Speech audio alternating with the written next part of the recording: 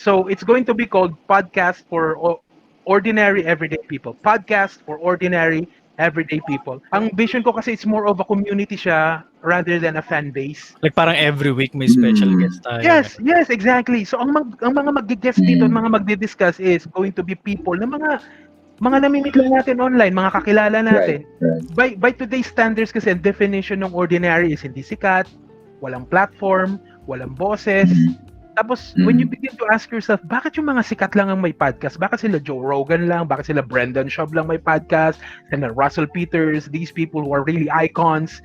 Tapos yung mga guests nila, mga sikat din.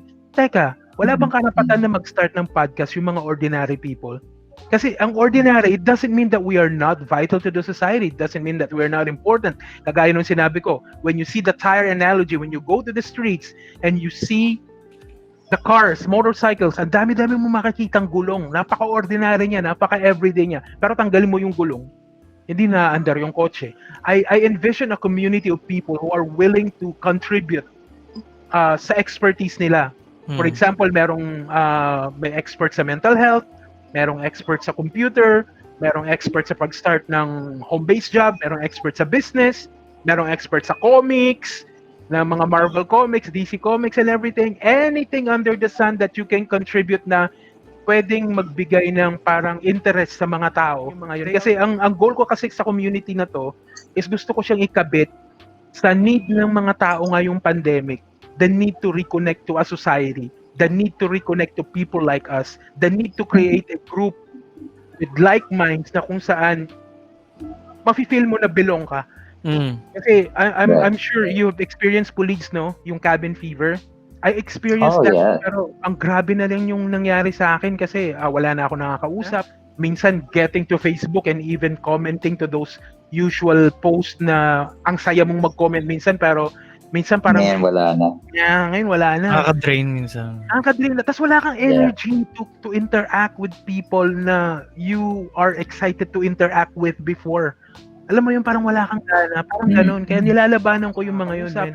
Actually, ang nagiging nagpapa-level na lang ng sanity ko is yung mga Discord session natin sa Call of Duty. wala na akong makausap na ibang tao. Same here, actually. Man, it's so difficult, man. So, sa ngayon, kailangan ng mga tao ng community na kung saan pwede silang mag-discuss, mag-share, makinig, mag-acquire ng mga bagong knowledge, to meet new friends. So, yun yung vision ko. Like this morning, nag-uusap kami ni Bot about dreams. Pinipilit namin i-analyze yung mga dreams namin. And may freaky dream siya na shinare. And ano ulit yung sa'yo, Bot? Parang I was walking sa bridge and then at the end of the bridge, kulang yung steps. Tapos, nag-chicken out ako and then I turned back. So parang nagdudwell ako sa dream na yun. Kasi very, very rare.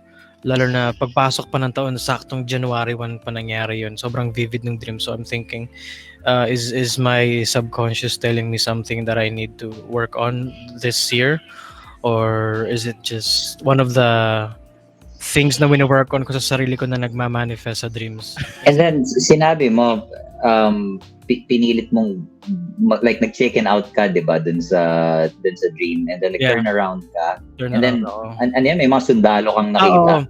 Sa kabilang side, nakita ko bago ako lumingon is may mga soldiers na papunta sila sa way ko. Parang winarning ako sila, may butas diyan, mahuhulog kayo, wag kayong dumaan.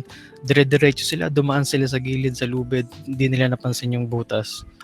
Although napansin nila, pero tinake nila yung hard way, which is dumaan sa lubid mismo, which is very unconventional. Out of curiosity lang, leading up dun sa climax ng dream, it's like may parang build-up ba of adrenaline and parang kinakabahan ka? Kasi ang dami kong mga dreams na ganon. Yung fear of height, fear of failure, na parang paano na yan? Ang layo ng nilakad ko tapos hindi ako makakatawid. And yung disappointment na sinayang ko yung effort opportunity ko to travel. Yes. So parang nag-reflect ako upon 2020, may mga opportunities ba ako na hindi tinake, na nag-chicken out ba ako? Na dapat kong i-revisit this year. Parang ganun. That's a very good initial interpretation. But it could be interpreted the other way around too. Meron din siyang parang, kumbaga, uh, not to be too hard on yourself, although it's a symbolism of you taking risk. Mhm. Pero if it is like a matter of life and death, tapos pwede namang i-lessen yung risk. Kasi parang, kung merong ibang way naman, bakit mo i-risk yung buhay mo, naggalubid lang yung dadaanan mo Oo, between your oo. safety and your death. Right. So it could Right. also be interpreted that way. Although, yung interpretation ko naman dun sa dream ni Bot, it for me kasi with dreams, ikaw talaga yung nandun eh. Yung decisions mo sa dream is actually you. Oo. So, like, if ako, mapunta ako sa situation ni Bot, I'll most likely do the same. I mean, may friggin' lubid lang na nagsusupport sa akin. Exactly. Me too. Hindi man lang 50-50 chances yata. It's like 20% chances of Yeah, survival. 20-80. And kung life or death na ang pinag-uusapan, I mean, it's like sa Naruto, like si Shikamaru, you need to know when to retreat. Sometimes kailangan mo i-analyze yung situation and like, teka muna, is it actually worth the risk? Diba? When I could just step back, parang recompose myself, analyze, and then find another solution, diba? Also, it's funny how fear affects our lives. Diba? Most of the time we live in fear. I don't know about you guys, but me, minsan, fear of failure, like sa work. Takot akong mawalan ng work. Syempre, I have bills to pay.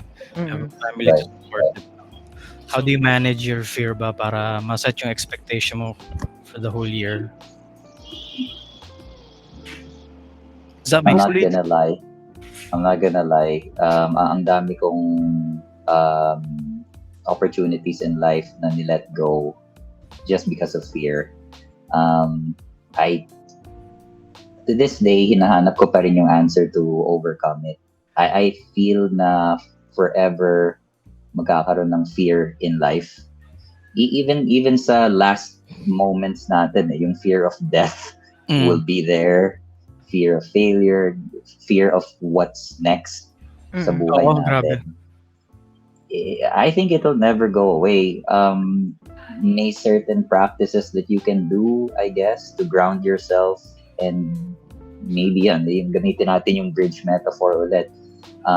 Maybe hindi naman talaga life or death scenario yung situation. Maybe we can take a step back and reanalyze things and maghanap tayo ng another solution.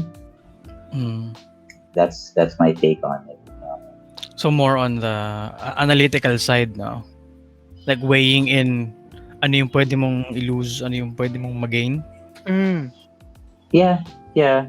Nandun pa rin yan eh. Kasi as much as we want to be courageous, as honorable as that sounds, sometimes para sa akin, kailangan mo pa rin i-assess yung situation, like assess the reality nung moment, nung present moment. Kasi as we age, we tend to lose more pag we take risks, diba? The bigger risks. Yan I mean, I have so much to lose. Ini-imagine ko na lang what more kung meron na akong family, may mga anak na ako. Like I'm no longer living for myself. What if wala nga akong pakialam if I die?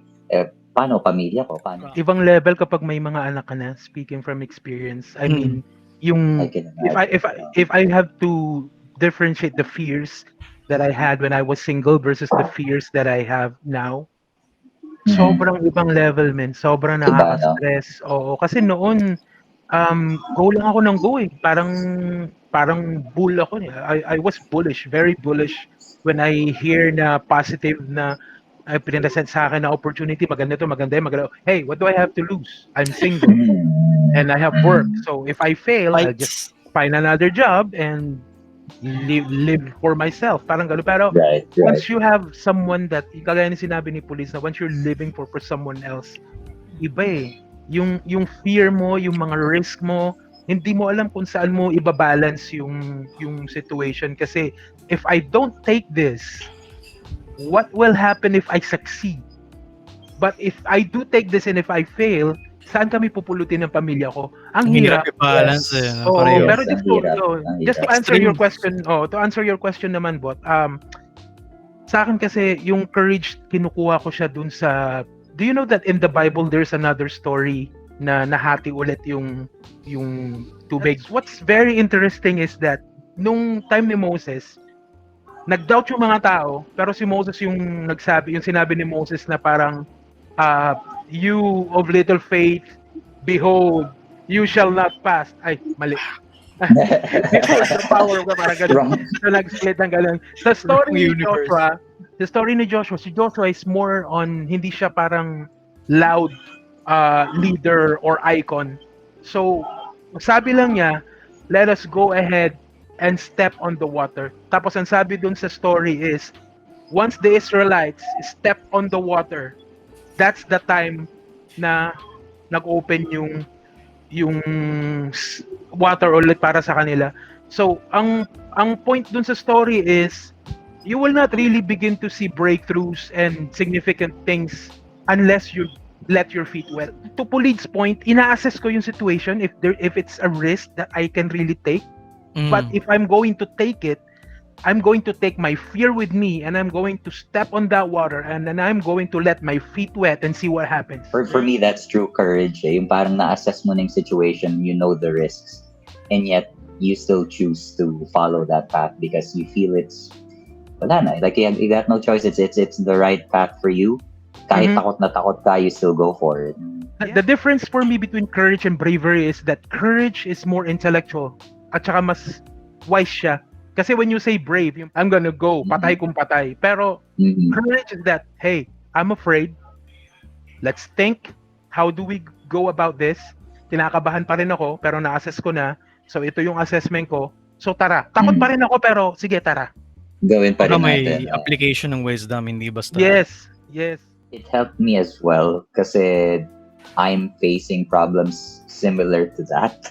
So while I was answering the question, parang it's like parang nasa confession booth ako with like a priest na parang ine-express ko yung doubts and fears ko, and then along the way nare-realize ko na okay, parang like I'm coming up with my own solutions, and then how I'll act if the situation arises. So ayun, yeah. Parang laking coaching help din session. siya. Parang coaching session. Sorry, ewan ko bakit priest ang ginamit kong analogy. It's the Catholic in me. It's Coaching session. Imagine mo pag may coaching session ka, forgive me, boss, for I have sinned. I have grit. I failed my life. last moment. I have 12 omit. I was over break for 3 minutes. Forgive me. Okay, alright. So, that's about it, folks. Kung ma-upload man to sa YouTube o kaya sa Facebook. This is our plan for 2021. My name is Sleepless BIGG. This bot. And, Sus Police. alright, man. Out muna tayo.